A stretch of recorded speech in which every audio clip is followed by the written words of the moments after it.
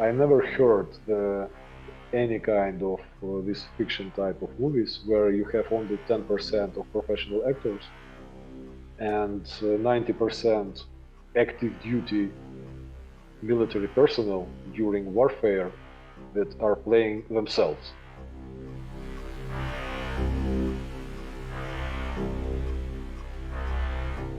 Action!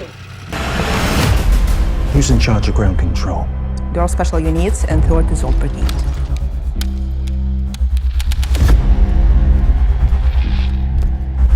Evacuate the journalists.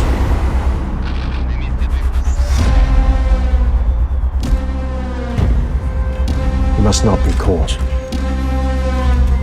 But sir,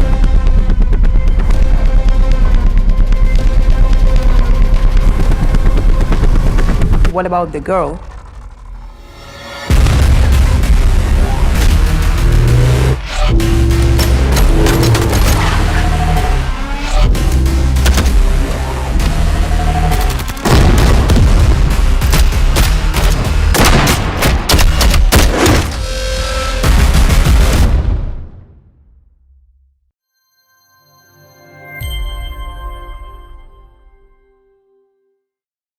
Hello, I'm Jenny Klochko. You're watching my podcast, the platform for guest stories beyond your daily newsfeed. Today, we're going to talk about something exciting we all do like at home on the streaming services. Yes, films. Films about the war.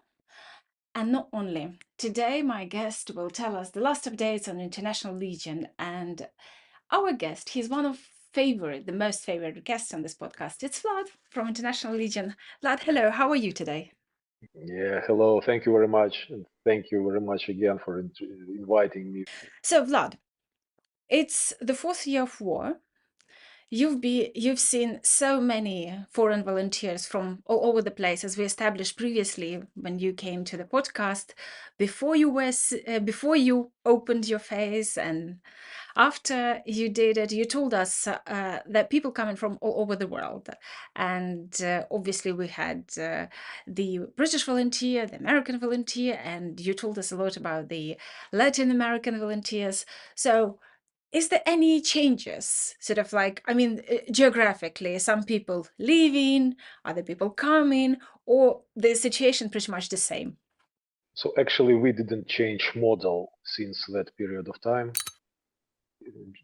DIU or GUR Legion is still like International Legion with 55 and more and plus countries, guys, volunteers come from.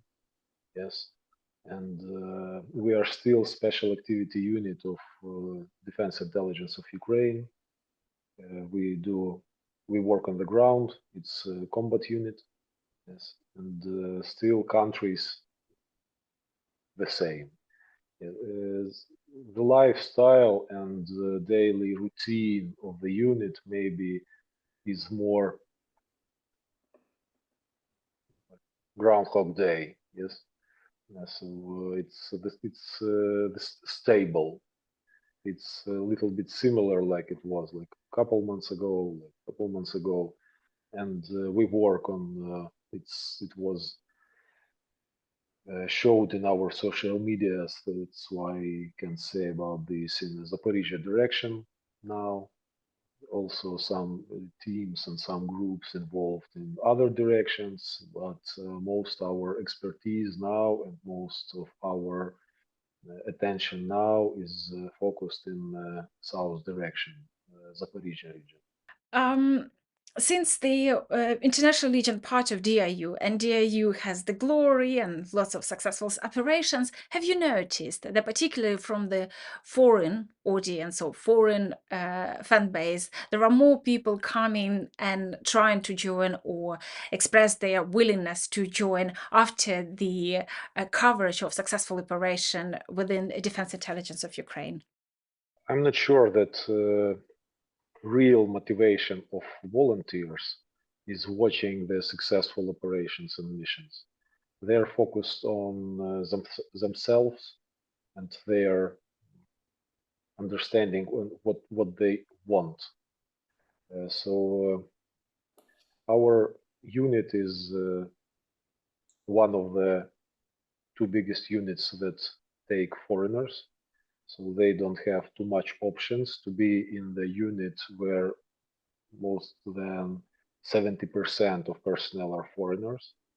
So we have DIU Legion, we have Land Forces International Legion, and also we now have a lot of units inside brigades, like National Guard brigades, in ZSU brigades, Land Forces brigades, that also build some battalions, some companies with foreigners, and it becomes more and more of them.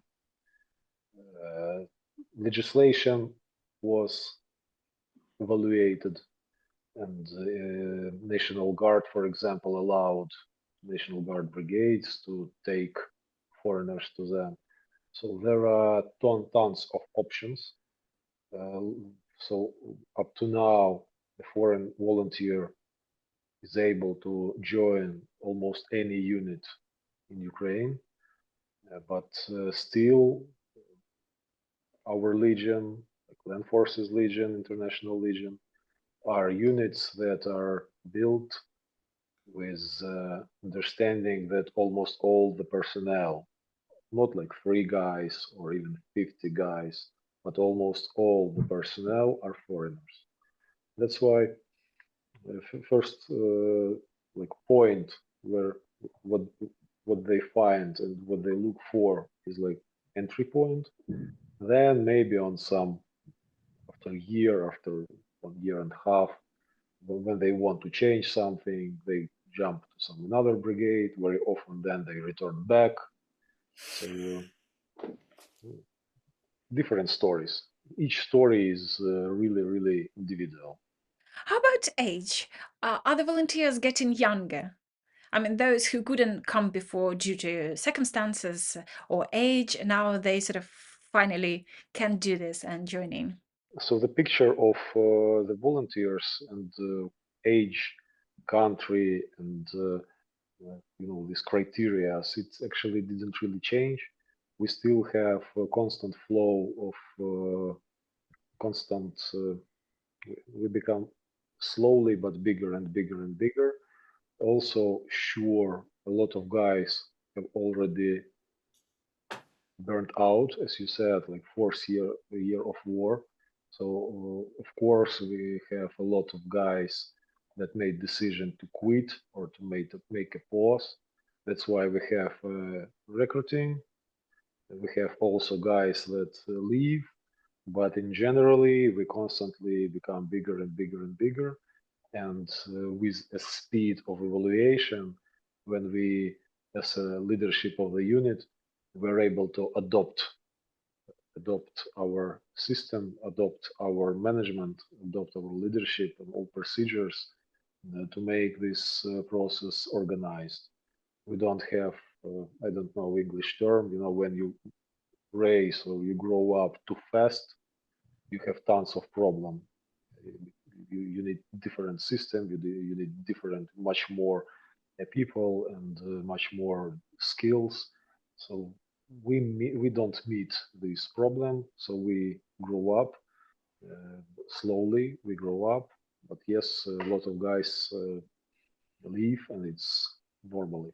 I understand that each volunteer is a different story, but if to simplify or kind of like try to categorize the aims and objectives, it's more of them coming to make world a better, safer place, or improve their skills, or they sort of find the purpose in life after the army experience which they have. How would you describe it or classify it? So if we discuss volunteers like recruits, it can be experienced soldier, but let's in general call them recruits. If they already have the experience of service in their countries, if they have combat experience in some different campaigns like all over the world, uh, it's still the same. They try to implement themselves. They try to be in the center, in the center of life. Yes, when actually actually happens, what and the stuff that they were trained for, and willing to prove themselves or to find themselves where they are needed, yes, and to be efficient and to be on their place and to be where they are belong. If we discuss recruits that don't have experience or military experience, and there are a lot of young guys, so young guys are usually guys without any experience. So it can be some different. They want to join. They want some adrenaline. They want to be in some cool unit. They want to prove themselves that they can do what they are able to do, what they think, etc., etc. So actually, the picture of motivation is still the same, and I don't know even what to add. They just want to be where they belong, to be needed, to do something good, and to a lot of them they like they want and they are looking for the process. Yes, not some kind of result, but process. They are looking for some kind of lifestyle, their lifestyle, where they can find themselves. You watching these guys for almost 4 years, let's say 3.5. And among those who came at the very beginning, and obviously now they have life with part of the civilians when they have day offs or holidays. How fight for Ukraine changing them like human beings? Have you noticed, or you just see them only work-wise, and you don't have really opportunity to see these changes in them? Every problem in life change everybody. Yes, so of course, after 1 year here, even after half of the year here, they become like different people. They adopt. After 4 years, after 4 months, they need at least 4 months to understand where they are, to forget a little bit about their experience, start learning, even if they are really trained soldiers in their country, they need to learn the environment and how it works here. So it's really, really hard work, really hard work, psychologically, physically, like, and first of all, after half of the year, after 1 year, they become really, really tired, really tired. It's there is nothing about some emotional like joys or some woohoo. There is nothing like this. They become tired. They become more skeptical about themselves. They learn new things. They work, and a lot of them they work so hard they don't even have time to think over about some strategical, like strategical stuff about some plans in 1 year planning or like 3 years planning. So yeah, they become tired. How about those guys who having um, their loved ones or met their loved ones, the better half in Ukraine, and got kids, and basically they, while fighting for Ukraine, they made life for themselves, their future basically in Ukraine. How, what do you see in them? Are they changing, or do they take time off from the war and devote themselves to nearest and dearest? Yes, in our unit we have really positive procedure about rest recovery period and possibility to have some time, yes, out of area of operations. Yes, we have quite a lot foreigners that found loved ones here, that are already married, and I know even a couple guys that are going to make a proposal, and we have uh, new guys that already got or to this moment the citizenship, and they are really happy about this. They're really happy about this, and they plan to stay here whenever, if it will be war or it will not be war. So they tell me and they tell their position that I'm going to stay here, even if the war will be over. There will be a lot of what to do, to rebuild the army, to rebuild the society, and they like the environment here, and they want to focus to make this happen and to help us make this happen. Vlad, as a representative of International Legion DIU, and your sort of major part of your duties related to represent and activities and spread the word, you also taken part in film production, aren't you? So before we go into details and give the delicious bits to our viewers, in sort of like on the big picture, telling about war in Ukraine through the films, how do you think it's important, and what are the main takes you would like the audience would get from the films? When I got this proposal from the command to lead, or to have the function also to lead the media piece of DIU Legion, so I had a meeting with in the HQ in we call it Ireland, in the GOR headquarters, with the team that leads GOR strategical communication. It's called Strategical Communication Department, with one very honored man, and he briefed me a little bit because I am not a media guy. I had some experiments, my personal, 5 years ago with social media, but I'm not journalist. I was never a journalist or a media guy or something like this. And he briefed me about his understanding. Why should we do this?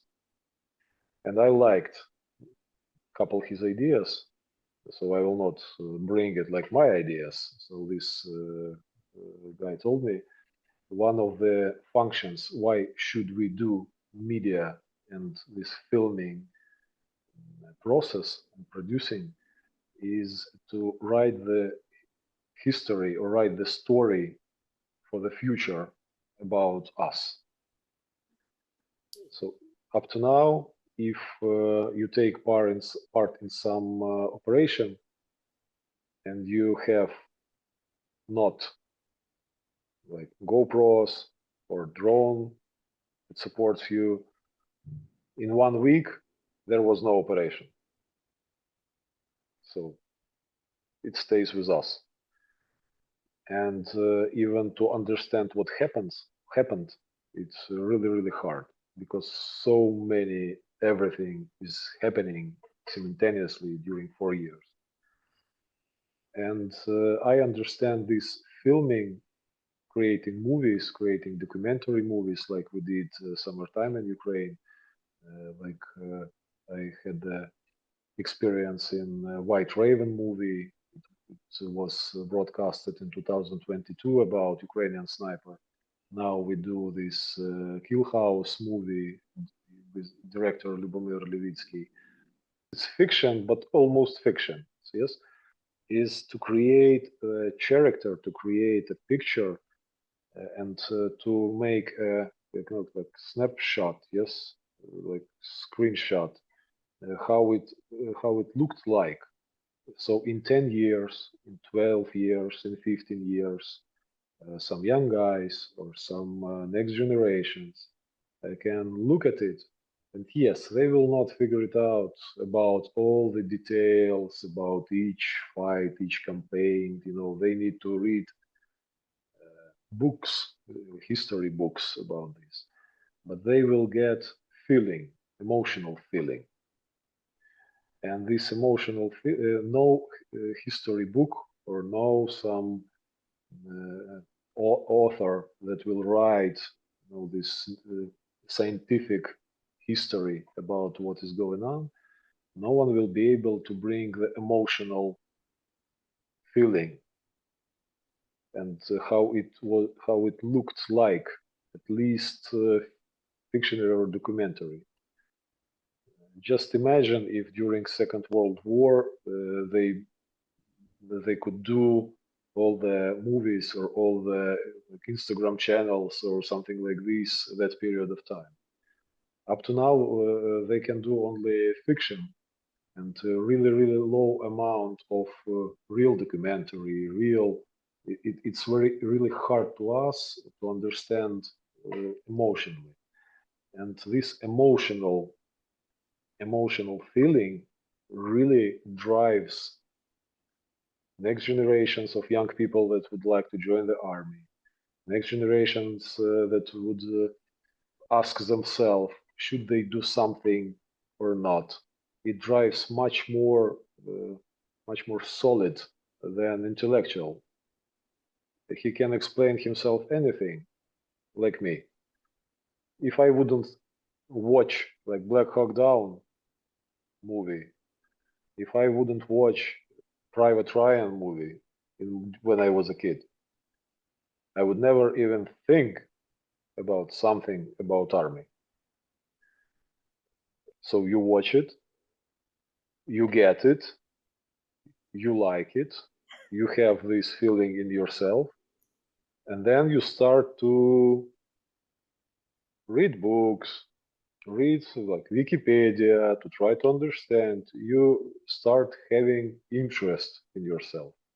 So it's much more, especially for young generations, to to grow up interest with emotions, with picture, with example that they like.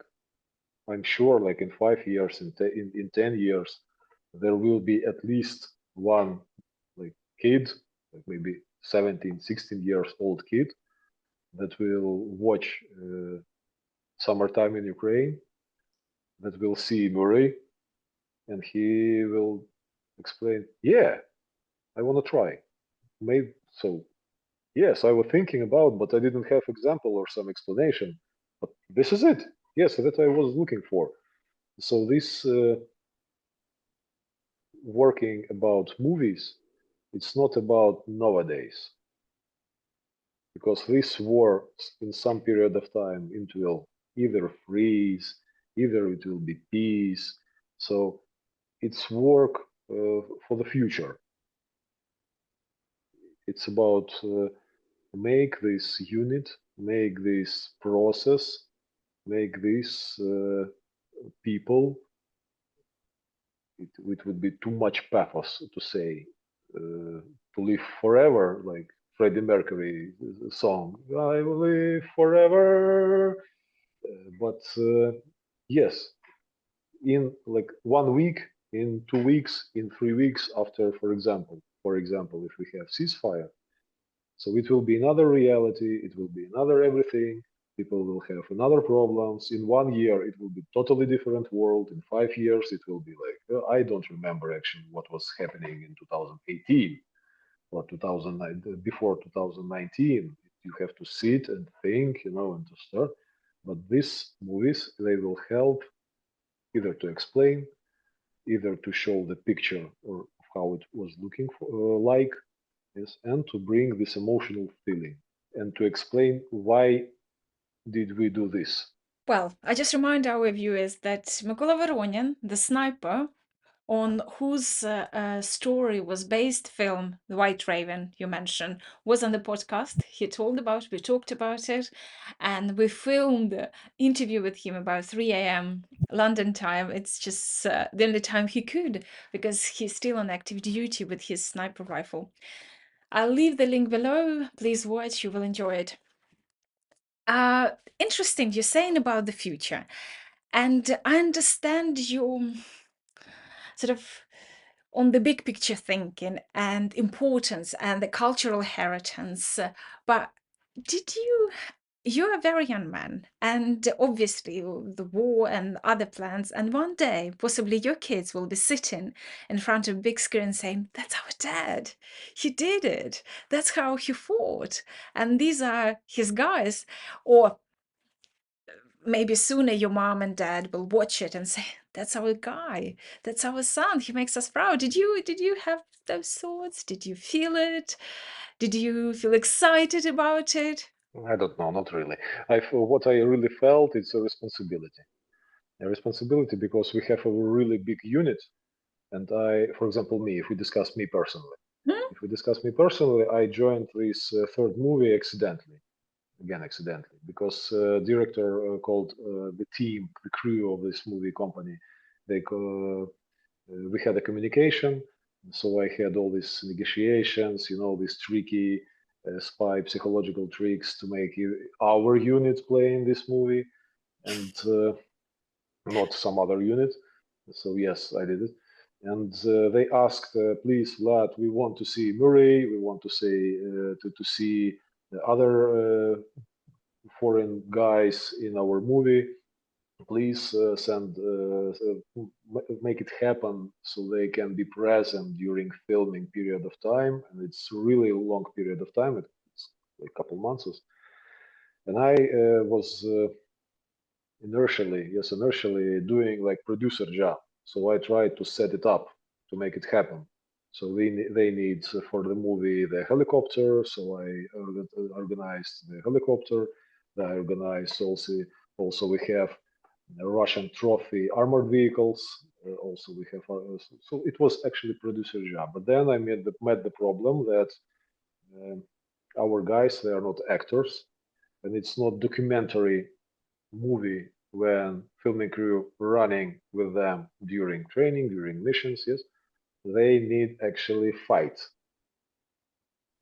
and filming is not in the front line because it's a fiction movie and it's totally different production process, completely different. It's not documentary.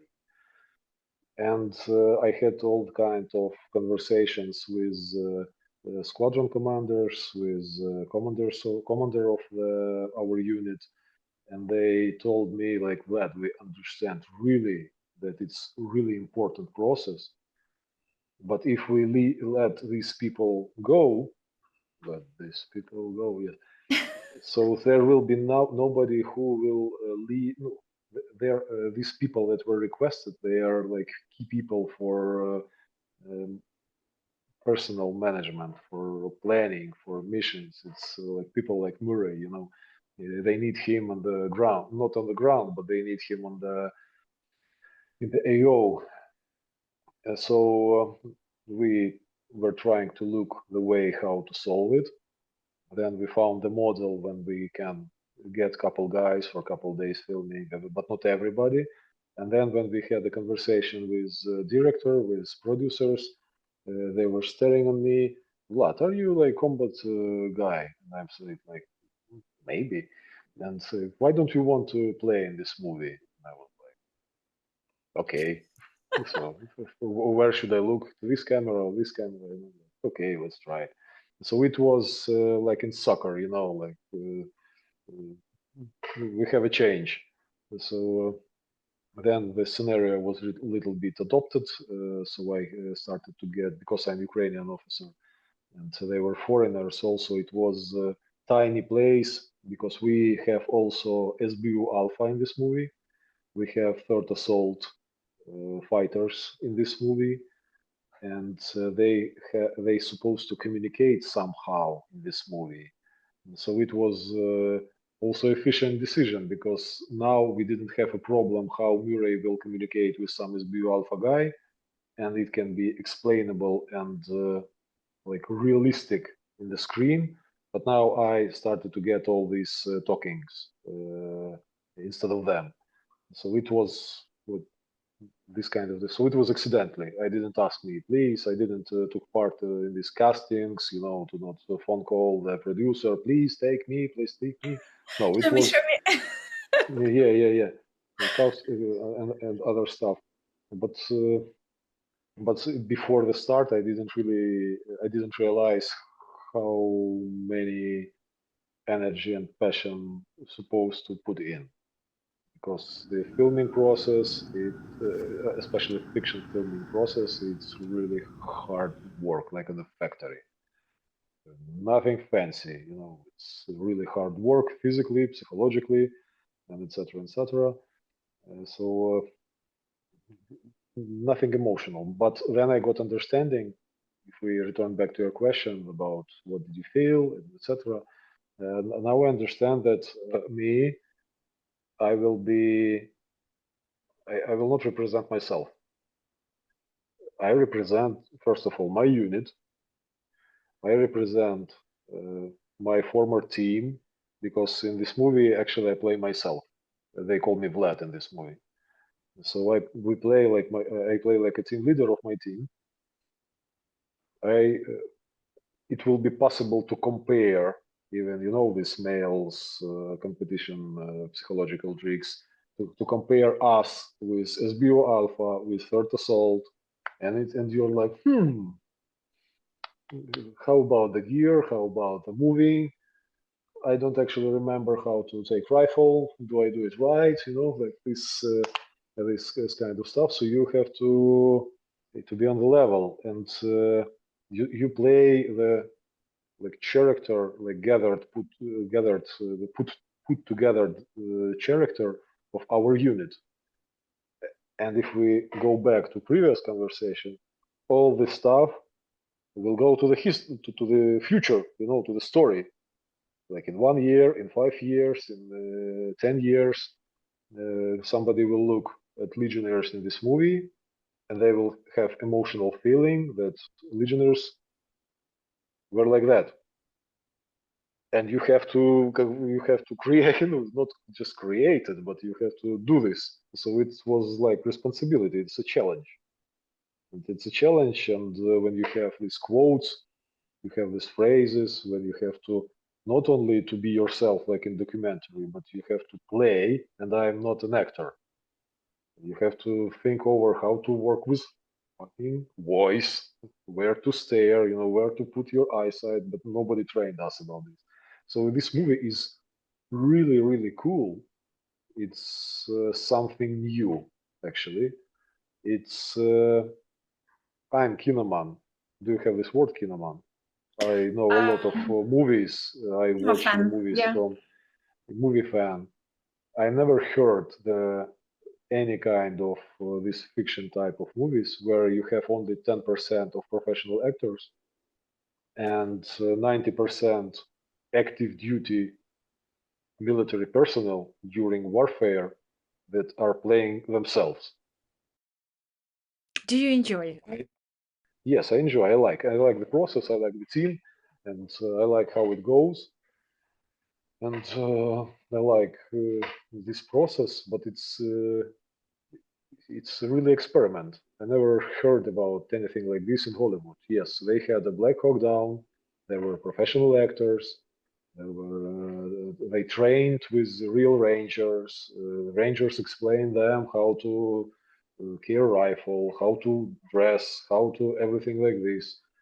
And you have documentary where you have real soldiers, but it's documentary. But when you have fiction movie where active duty personnel playing themselves in their gear with their weapons, and now we have even problem because we started to play with our rifles, and some guys cannot adopt their real combat rifles to shoot blinks.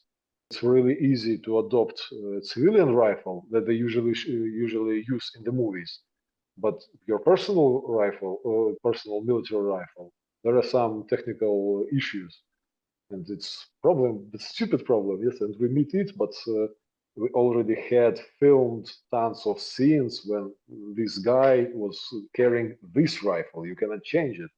So all this type of interesting, actually new stuff for movie production is really blows up mind. It's really cool. I think now we don't even imagine what we try to do it, what it will happen. It's interesting you were saying about the 10% of the professional actors. And going back to the White Raven, the main actor who played the sniper, he's got so inspired. Now he joined armed forces and he's been one of the soldiers. He's fighting the front line. So you were saying about the future. inspirations. Pavlo, yes, he joined not now. He joined before or after large-scale invasion started. Yeah. I mean, he's now on the active duty, so the film was sort of the inspiration for him. And I remember from his interviews on other platforms, he was saying the preparation for the film gave him the good foundation for physical strength during active duty.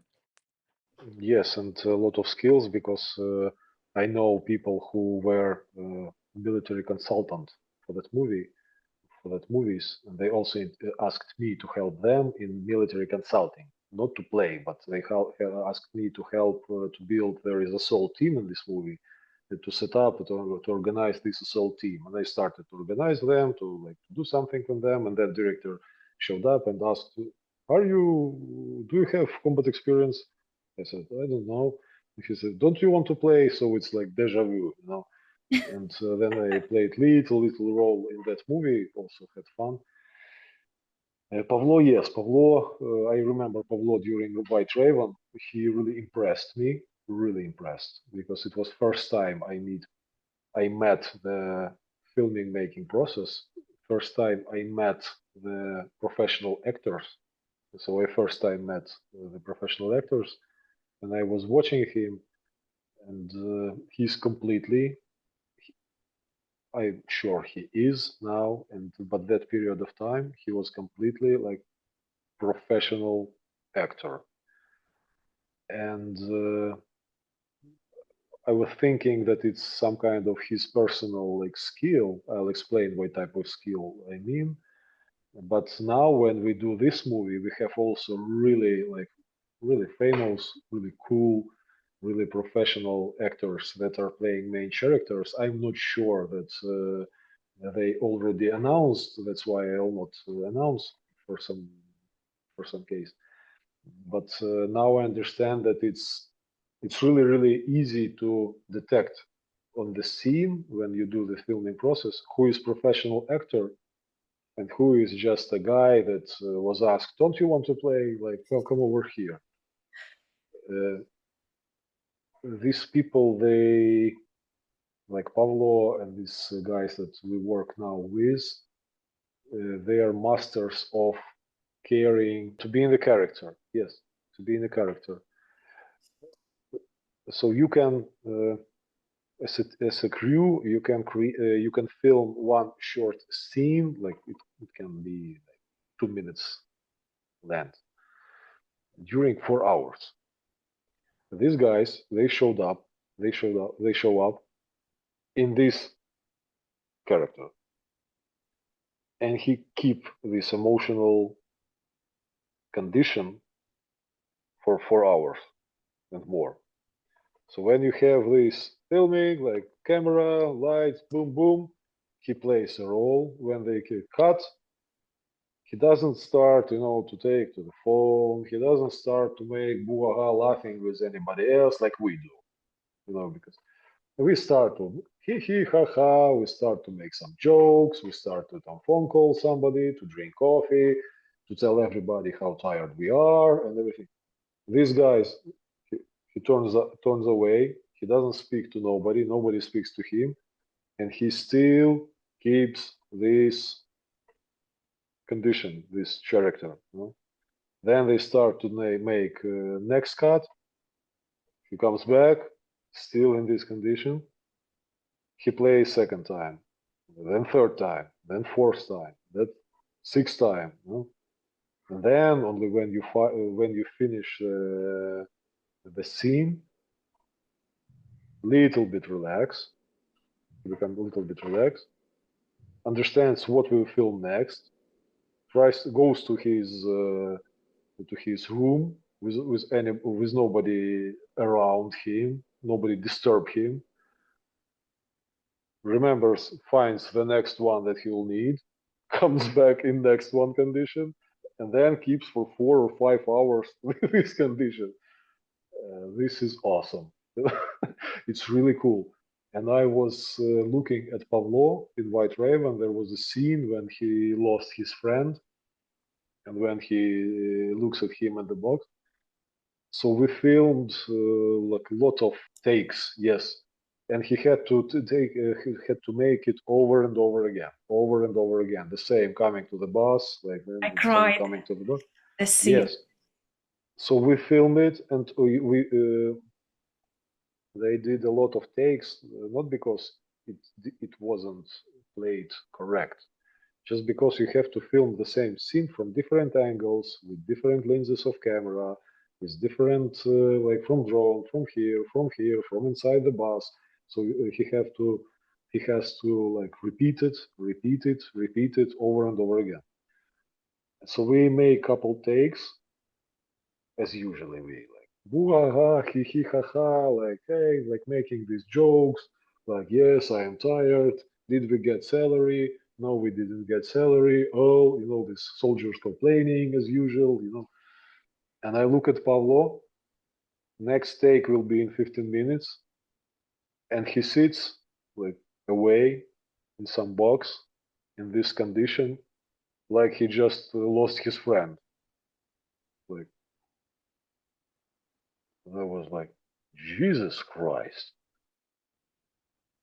No, only after this experience you can understand the movie Tropic Thunder with Ben Stiller. Remember Ben Stiller, Robert Downey Jr., where they played movie actors that were making Vietnam movie. Only after this you can understand this movie. Yeah? Yeah, I'm in character until they film the final additions to DVD. It's really cool. Yes, and I even started to try these experiments with myself, especially when you have quotes. It was like a kindergarten level, but interesting. Why not? So What kind you of have to lines put. do you have? Huh? What kind of lines do you have? What do you say? Like, Lines. fight, No, go. no. For example, it's planning, and we discuss some mission. Yes, and he says something, I say something. So and you have some phrases, and during these phrases, you have to be in some condition. So you're like, and it's nervous because camera, you have to tell something, especially when first time, second time, third time. So you take this condition, you tell this phrase, then somebody starts to make joke with you, and you go away. You turn away and you try to keep this condition. Yeah, it's funny. It's funny. It's experiment. It's funny, but yeah, professional actors, it's something completely different than I expected to see. And it's completely different. It's really profession. You have to really study how to do this. You have to have your own 10,000 hours of practice and to have a level. So there is nothing about you're playing in the movie, you have a lot of $1 million, you live in LA. It's real hard work, like in a really hard work, like in a factory, especially when they need to run with us during gunfight filming, when they need to carry a wounded person with us, when they need to jump from a burning armored vehicle with us and do it again and again and again. We had this type of scene filming when we had a lot of physical activity, let's call it like this, like combat physical activity. Then you have to run with wounded person, like 100 meter, then you have to run back and do the, even me, I'm like, oh, Jesus Christ, yeah, when you look the picture, it looks awesome. It really looks awesome. But they don't show in this picture when they did cuts that you're like, and even for us, it's like, whoa, let's make a break. But when you're a professional actor and you don't have the skill to run in this body armor, with this helmet, with this old stuff on you, with this rifle, to carry rifle, it's really, really challenge. And I respect these guys really much. I just want to remind our viewers we talk about film KILLHOUSE, and is going to be out in November 2025. So hopefully the premiere won't be delayed. Everything's going to be on time, and it's just a few months before we watched it.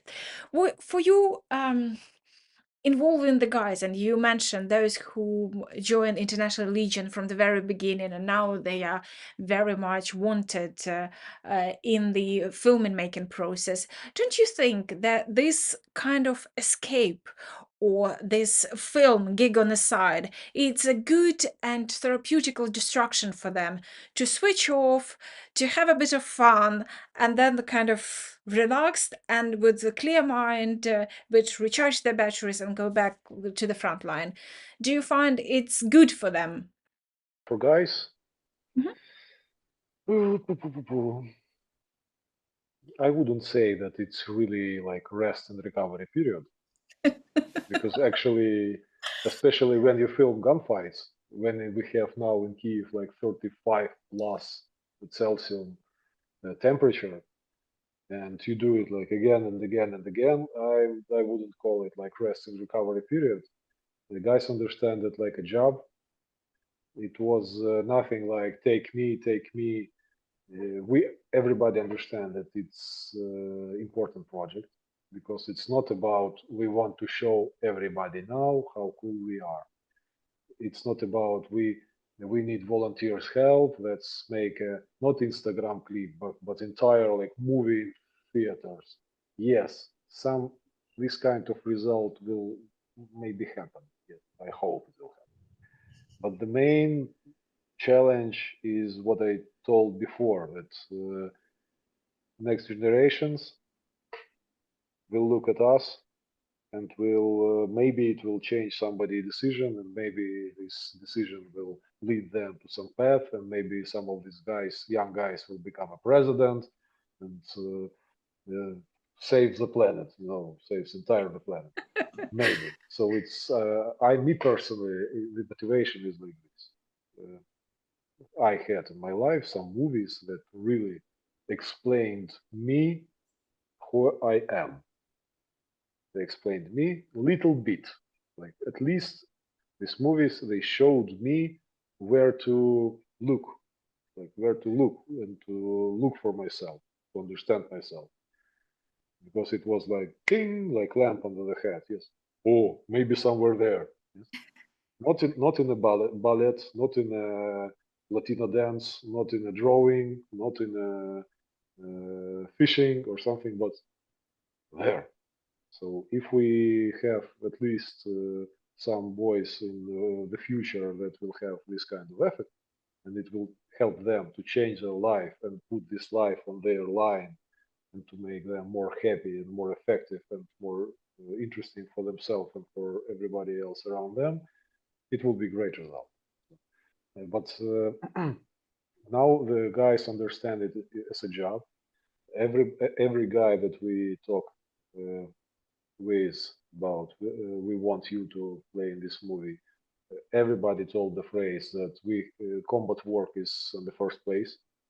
We cannot leave the guys, we cannot leave the team, we cannot leave the squadron. We have to find some solution. We even shifted the start of filming, because it was almost impossible to put together some guys on the scene, because they were really involved in really important activity in the flood. Vlad, do you think it's important to invite to the filmmaking in sort of showing Ukrainian side of the story in this war, and actually inviting the real fighters rather than using good looking and professional actors? Or you explained how you were impressed by professional actors, how good they are, but does the film actually benefit from having the guys from the front line? Yes, it has benefits, because you have 90% of guys that play movies, they are also military consultants. So when you're a civilian director, or when you're a civilian producer, you cannot know a lot of stuff. And if you want to make your fiction movie realistic, as much as it can be realistic when we discuss fiction movies, uh, I'll give you example. So we have now the scenario with quotes, but it's really flexible. So they bring to us the idea of the scene, what we should discuss, but then we have some kind of brainstorming. How would we discuss this topic in real life? What phrases would we use? How we would say this? I don't need to remember the text in the paper. For me personally, it was the most fear because I have an issue from my early childhood. It's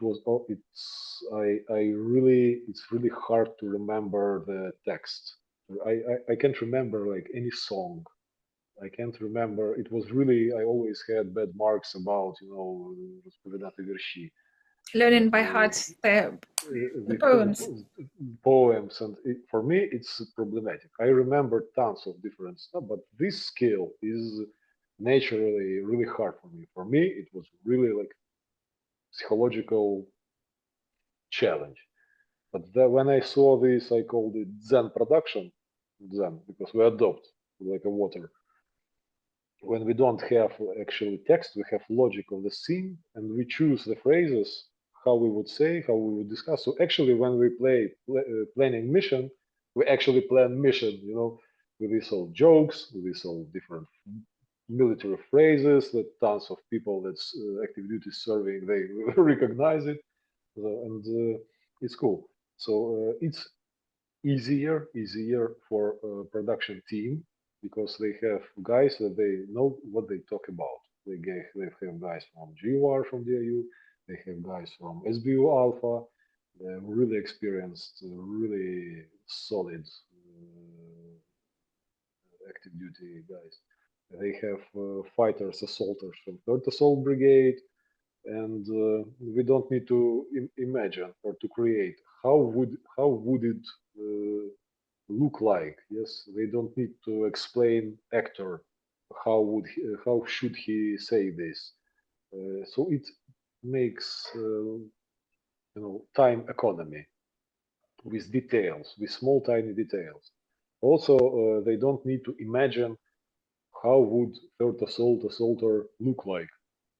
We don't need we don't need they don't need to think about it because this guy takes his gear, he takes it, he shows up, he has weapons, he has everything. That's it.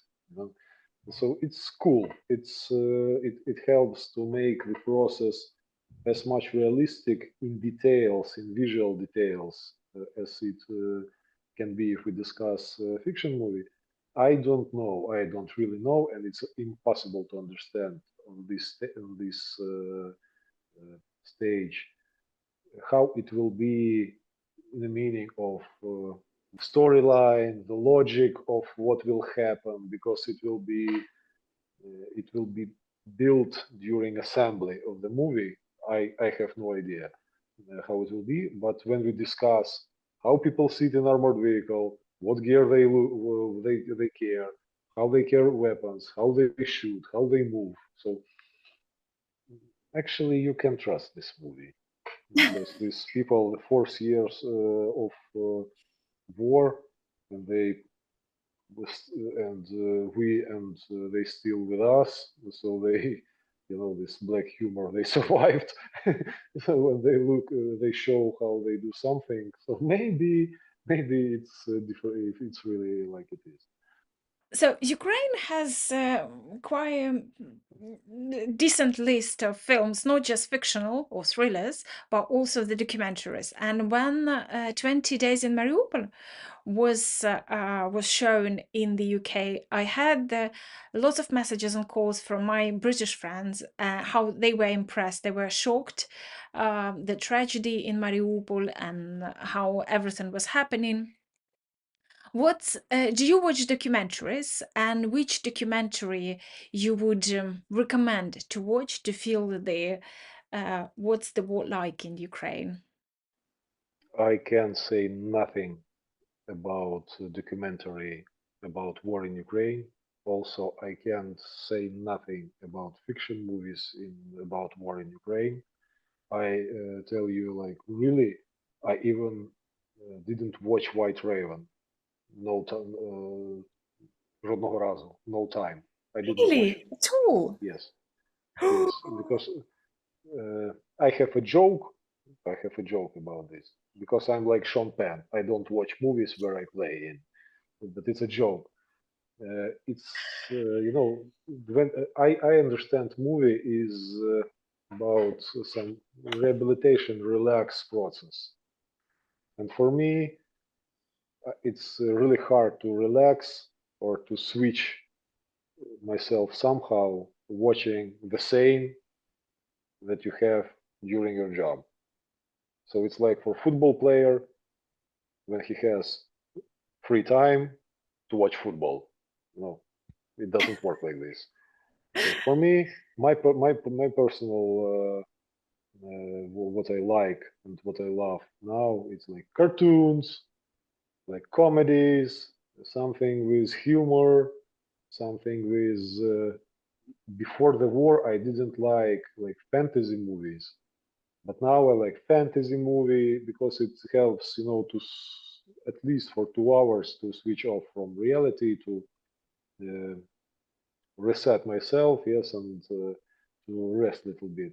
That's why I'm not really competent in Ukrainian movies.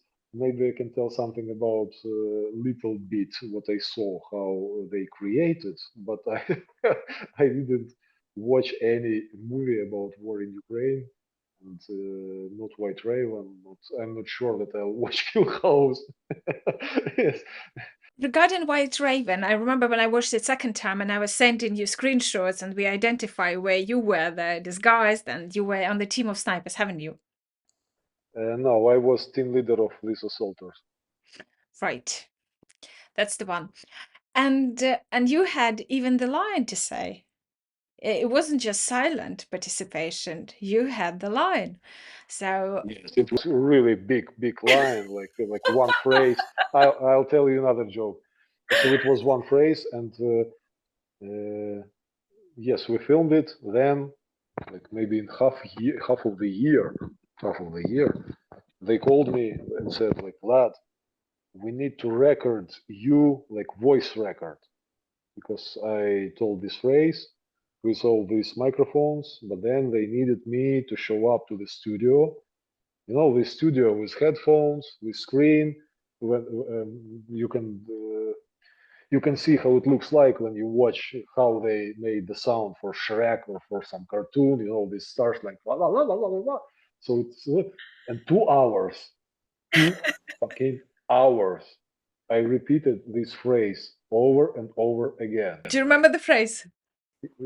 Перший на місці, like number one on the place, like. And then, please tell your phrase. And I watched myself, this motherfucker in the mask, like first in the place. And tell this phrase in different way, and then in different ways, like first in the place, first, pause, on the place. And then after 2 hours, you're like, like you have water on your face, you're repeating. It's one phrase. And then, like, yes, maybe I don't want to be a professional actor. and then and during this, I also had a scene. It was my first scene with Lion. It's Lion, yes, you say correct word. With Claude, how to say it right? Line, yeah. With Lion, and it was, and we did. It was filming of meeting in the planning of mission, and I had one line to put in, and it was also one sentence. One sentence. I just had to say what type of weapons we have. So we start to film it, from this side, second time, third time, fourth time, sixth time, 10th time, and you're like, and you have to repeat over and over again all the moves that you do. So if the scene starts, you start looking, then you take your notebook, you put here, then you take some pouches, you put in. So you repeat it, and then like maybe tenth time I do it, I forget my words. You know, and then like I really forget I forget the name of the weapon system that we have. I just forget it, and I make a pause. I can't remember. Like everybody's staring at me. Like all the guys that playing staring at me. Then all the guys like secondary guys that just present in the scene, they're staring at me. All the operators, all these microphone guys, all these young chicks that making like all these guys that makes coffee. Everybody's staring at me. I can't remember the phrase. Then I turn back to this guy whose weapon system it is. How this bullshit is named? He said, like this. Like, we have this. Everybody like, ah, ha, ha, ha, ha. So, and then I remember this scene from Leonardo DiCaprio once in Hollywood. Mhm. Once upon a time in Hollywood. Time in Hollywood. Remember this when he forgot the words? This scene, and then he shows up in his rooms. He starts fucking. I have to stop drinking. You know, you just forgot the words. What do you think? It was really funny because it was one sentence. You are a soldier. Yes, you are not actually you're a soldier, but you had one sentence just to repeat one sentence. But it was really funny because when you do it like 15 times, your brain start boiling, and yes, it was really funny. Vlad, So we did another try. it's your third time on the podcast. Usually I ask my guest, what do you love about Ukraine? But with you, I think we established it a long time ago.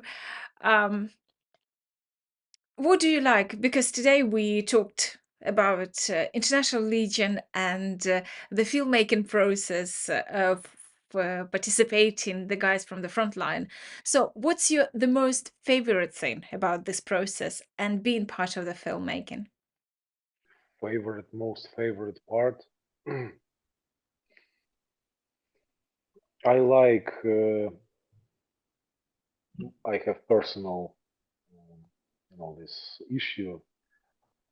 I like very much when you have something different, picture different situation, something new, like almost every day. So it's really something new. It's really different. It's different people. It's different skill required. It's I like the process. I'm like in some meaning really process oriented guy in the meaning that I like to enjoy the process, to enjoy the process. So this process is really interesting because uh, every filming day you have some different situation, you have to do something new. So it really helps to rest for the brain. Yes, this may be physically hard. It can be psychologically hard in the meaning of neural system. You're tired at the end of the day. You're really tired, but it's everyday new and it's really interesting. It's really interesting. I like this process, how it works, and actually I like very much the people who do this. These producers, this director, he's great. He's really awesome, optimistic guy. Because during this process, we have tons of different, producer level problems.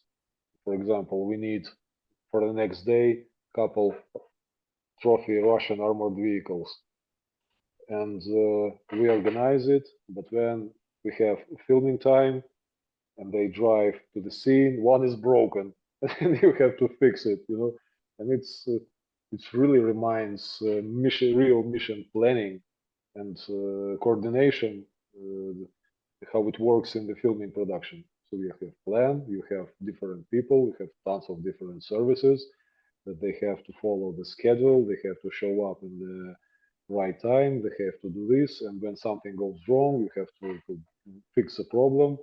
So it's really interesting. It's really interesting. And yes, I enjoy the process. I don't know. I will not maybe watch the movie. I don't know if I will be able to tell anything about the result. Maybe I'll sit in the cinema eating popcorn in some hallway, just listening. Are they laughing or not inside? and maybe then read some comments under the trailer or something like this. It will be interesting. But the process of how it's organized and type of activity that we have now is really, really interesting. And I like that this product can create influence, really influence. It's better to do this type of movies that will influence on some maybe next generations or maybe some people in US because we really want this movie to go to abroad broadcasting. Maybe they will bring some message or some idea or some understanding. I like the possibility to be involved in some process that can influence to make something better. This feeling I like. I don't like when they call me and tell Vlad, we need to make a photo session for the poster. And I'm like, okay, I'm DIU officer. What poster? Then they take us. You stay like this. I'm joking, but you stay like this. They make pictures, and you're like, just imagining yourself how it will be in November cinema, and some paper version of Vlad will staying nearby popcorn bar, staring at everybody. So it's surrealistic for me personally. It's but my motivation is about different stuff. The Oh, motivation is about influence and about to bring some right messages, good messages to show Ukrainian military personnel as professionals and to explain that we are really Western type of military personnel using the language that all over the world understandable, language of movies. We can during long time we can explain that we use procedures, we use military terms, we use this, we use that. White audience will not get it. But when they will see us in the movie, like it was Sicario type movie or it was some Black Hawk Down movie, and they, maybe Ukraine is really Western country. Maybe it's we should have more interesting interest about this. I like this feeling and understanding. Vlad, thank you very, very much. It's always exciting. And I hope I can watch it in November as well. And then we will discuss it on the podcast again. The film, the impressions. I'll watch it for you. I'll Yeah, and then you'll tell me how it looked like. yeah, like we did it with White Raven. Now I watched it for you as well. So um, White Raven was good, right? yeah, I loved it. I Yeah, watched it first time in cinema in Ukraine because the premiere was while I was on the trip to Ukraine with the crew, and the second time after our interview, we discussed different films, and you mentioned White Raven. It's like, I watched it, I know it. So I got back and I realized that I already contacted the Mykola Voronin, the guy on whose life story was based the film. So I wrote him again. So you were the inspiration for the episode. Watch the film again. at least little influence we have. Yeah. At least. So yes, and we did this fantastic interview because stay awake till 3 a.m. in the morning was quite a challenge, but we did it, and he was amazing. Even today in the morning. Someone watched yesterday the episode with him and left the comment. What I usually do, I do the screenshot of the comment and send to the guest of the podcast because I think it's important to know the feedback from the people. So I sent him in the morning and he did thumbs up. So Cool. yeah, Vlad, thank you very, very much. I'll let you go to have rest, to recharge your batteries for another exciting filming day. And you can blink me sort of somewhere, and I will know you. This is going to be your hello in the Okay. films. Like, oh, that's hello for me. Okay, thank you, and and take care.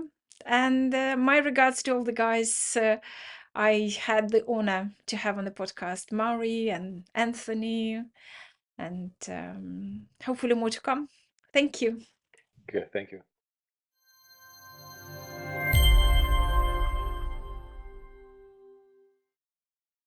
There was Vlad from International Legion of Ukraine Defense Intelligence, and he told us about how it changed the atmosphere, the recruits, the lives of those who joined International Legion to defend Ukraine against Russian aggression.